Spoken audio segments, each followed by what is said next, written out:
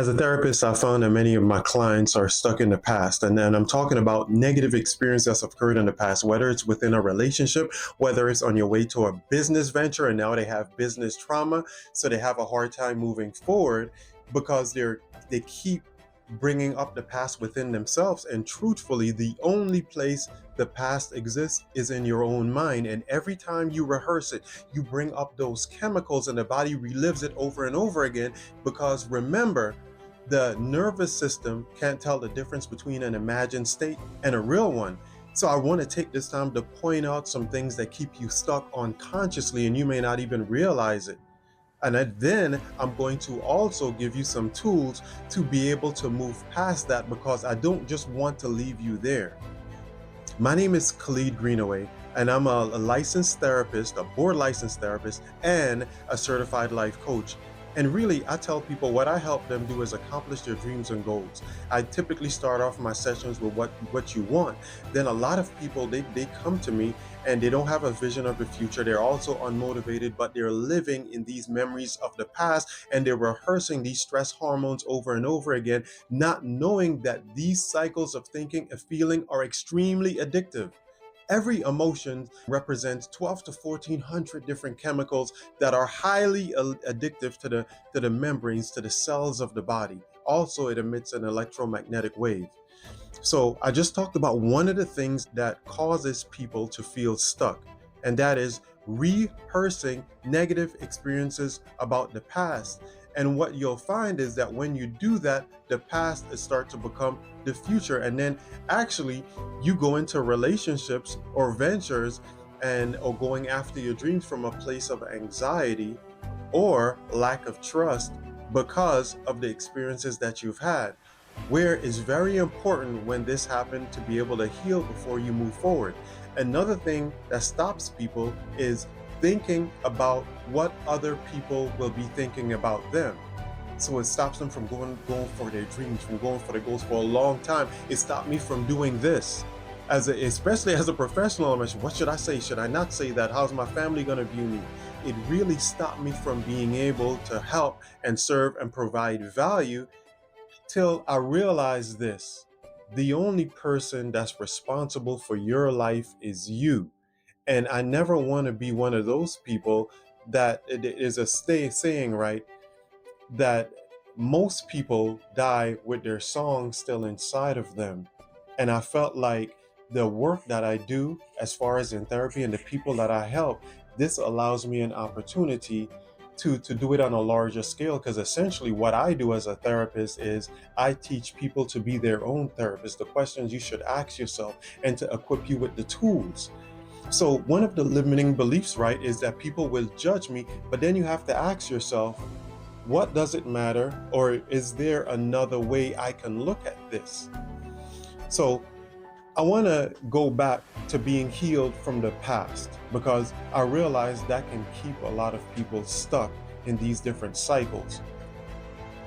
The first step is self-awareness. So there's the self-awareness piece. Okay, where are my blockages?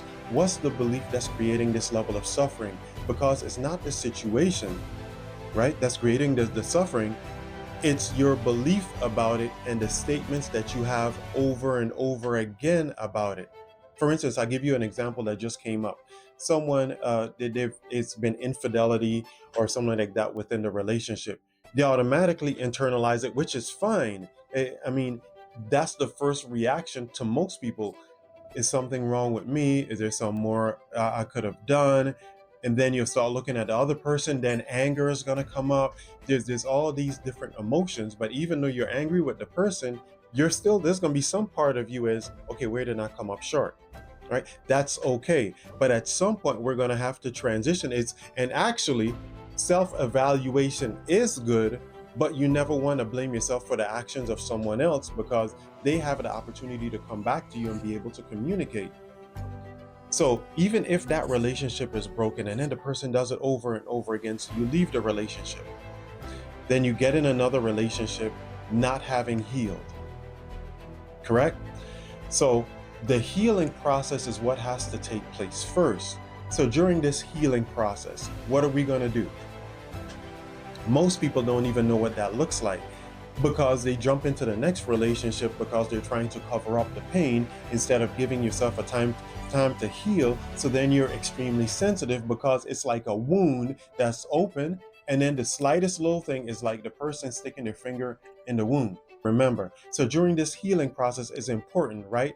To evaluate, do we feel like we're enough? Are we fulfilled in life?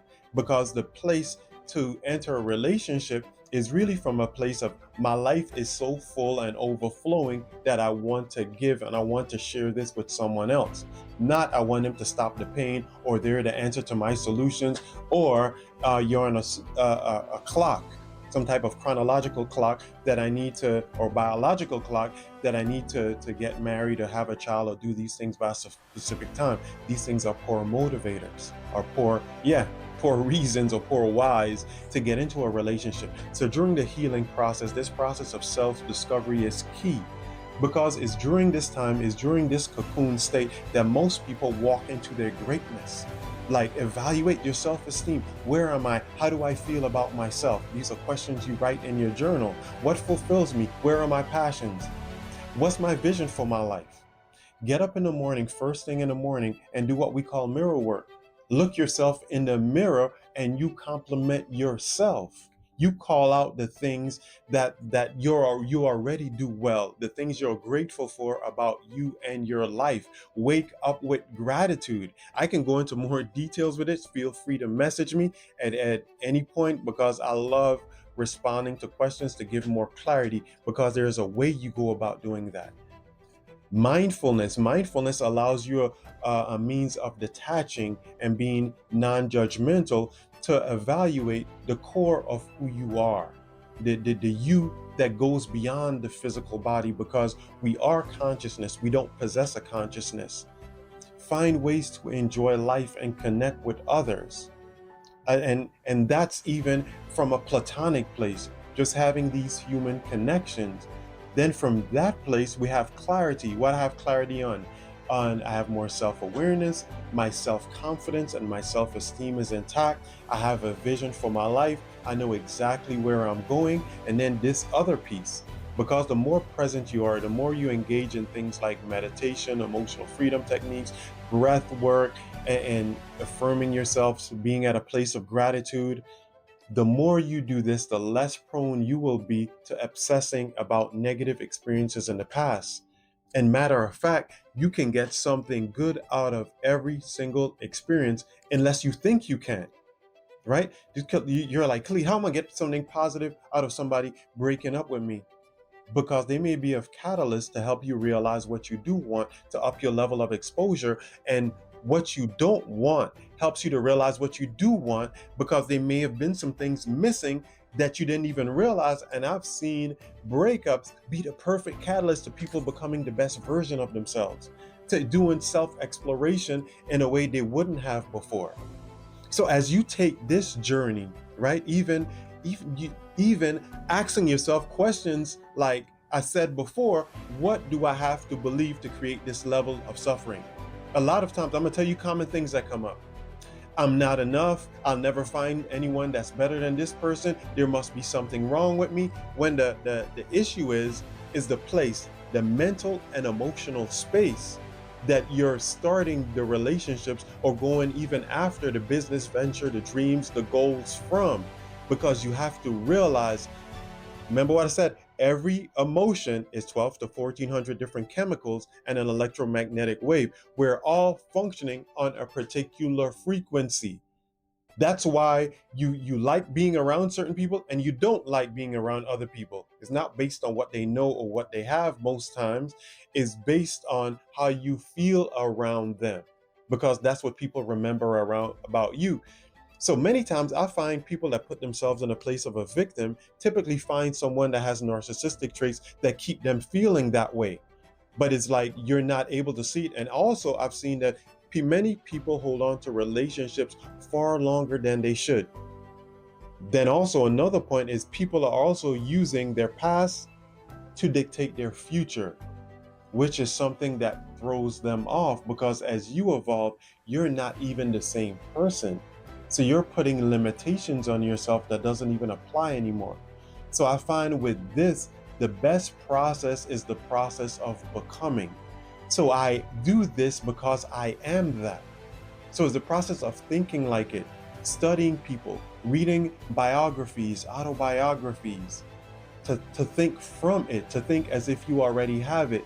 These are just a few of the principles, and I'm trying to pack multiple sessions into a short video, but I really believe you get the point. So two things is, don't use the past to dictate your future, right? Because the person, all you have to do is evolve into the person that already has it. So it truly is a process of becoming. Then the next thing that I said earlier on is when people are worried about people judging them, when only you are responsible for your own life. Most people have so much going on. They don't have time to have thoughts of you just dominating their life. Okay? So when you find yourself going back to the past, realize that I'm not defined by the past, but my point of power is this present moment, and your point of power is this present moment. Blessings. Have a great day.